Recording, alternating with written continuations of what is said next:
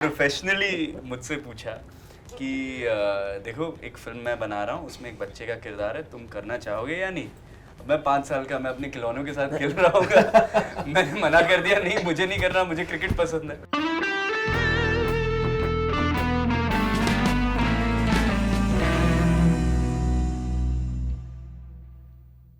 अधिकतर ऐसा उत्कर्ष होता है ना कि जब पार्ट 2 बनता है, और शायद आपने तो इतिहास रच दिया। मैंने सुना, अभी कल ही सुन रहा था मैं, इतिहास रच दिया कि पार्ट 1 में आपने जो काम किया, हाँ जी। पूरे वर्ल्ड में मैं रिसर्च कर रहा था, कोई ऐसा व्यक्ति नहीं है जो पार्ट 1 में और इतने सालों के बाद पार्ट 2 बनी और उसमें काम किया हो। ये इसके लिए तो डेफिनेटली ये तो मतलब बहुत बड़ा अचीवमेंट। ये अचानक से भयानक हो गया, बेचारा खुद को ही नहीं मालूम है। दोनों नहीं बेशक अचानक देखिए उनके पास फिर भी ऑप्शन थे ना, वो चेंज कर सकते थे, नहीं हुए बिकॉज आप उस लायक हैं, तो ये तालियां तो बनती है ना फिर।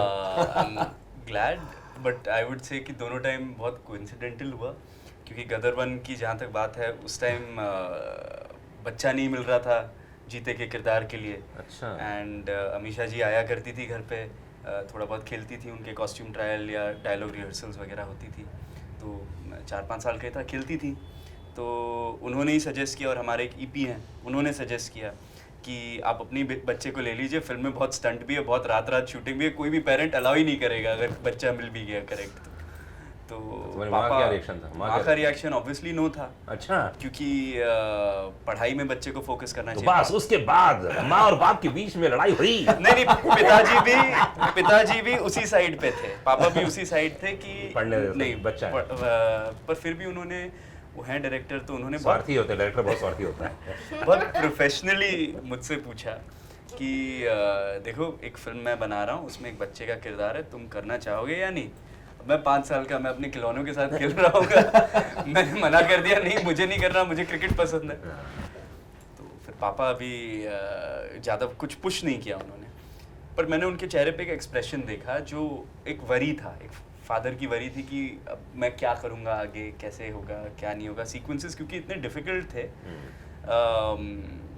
तो फिर भी वो जो एक्सप्रेशन मैंने देखा, उससे मुझे लगा नहीं, फादर, वो जो सन और फादर के बीच में एक इंस्टिंक्टिव रहता है, वो इंस्टिंक्टिव रिएक्शन था कि नहीं, फादर ट्रबल में है, मैं उनकी हेल्प करूँगा। और मैंने उनको कह दिया कि आई वांट टू, जो भी है मैं करूँगा एक्टिंग। और फिर पहले ही दिन 3 रातों कंटिन्यूस नाइट शूट, नो नींद, no nothing, no food, nothing, बस करवा। वो वाला पॉइंट जानना। अरे यार दुनिया को अच्छा, we want to know ऐसे तो पापा ने कभी भी हाथ कुछ नहीं उठाया कभी भी, बट वो जब सेट पे रहते हैं तो उन्होंने उसी टाइम 5 साल की उम्र में ही मुझे बाउंड्री सिखा दी कि भाई एक्टर क्या है और डायरेक्टर क्या है।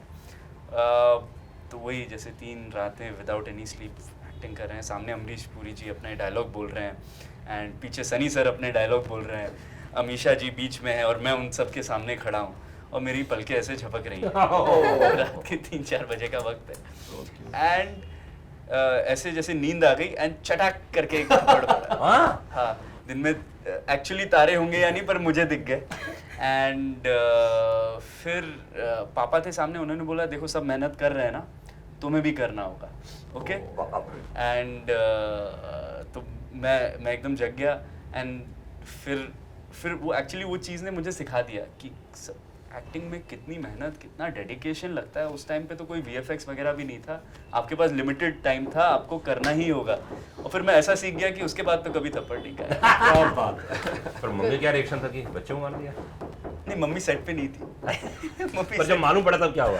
मालूम पड़ा तो आई थिंक पापा इतने इन्वॉल्व थे उसमें, बट उसके बाद तो ऑब्वियसली उन्होंने बहुत प्यार किया, ऐसा कुछ नहीं है। उनका भी on the moment, on the spur of the moment हुआ था।